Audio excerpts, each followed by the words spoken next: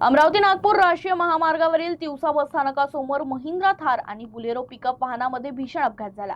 या अपघातात दोनही वाहनांचं मोठ्या प्रमाणात नुकसान झालं। मात्र सुदैवानं कोणतीही जीवितहानी अथवा दुखापत झाली नसल्यानं मोठा अनर्थ टळलाय।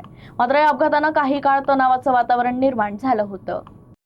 प्रत्यक्षदर्शींनी दिलेल्या माहितीनुसार अमरावतीच्या दिशेनं जाणारी महिंद्रा थार ही तिवसा बस स्थानकासमोरील स्पीड ब्रेकरवरून जात असताना चालकानं वाहनाचा वेग कमी करून ब्रेक लावले। मात्र त्याचवेळी मागून भरधाव येत असलेल्या मालवाहू बोलेरो पिकअप वाहनानं थारला जोरदार धडक दिली। धडकेची तीव्रता इतकी जास्त होती की थार वाहन काही अंतर घासत गेलं। त्यामुळे वाहनाचा मागील टायर फुटला आणि इतर भागाचंही मोठं नुकसान झालं। या धडकेनंतर बोलेरो पिकअपवरील चालकाचं नियंत्रण सुटल्यानं वाहन महामार्गावरील लोखंडी दुभाजकावर जाऊन धडकलं।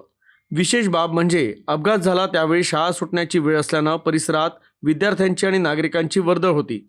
अशा परिस्थितीत कुणालाही इजा झाली नाही हे सुदैव। तर अपघाताची माहिती मिळताच तिवसा पोलीस ठाण्याचं पथक घटनास्थळी दाखल झालं। त्यांनी वाहतूक सुरळीत करण्यासह पंचनामा करत आवश्यक कारवाई केली। मात्र या अपघातानंतर काही वेळ तणावाचं वातावरण निर्माण झालं होतं।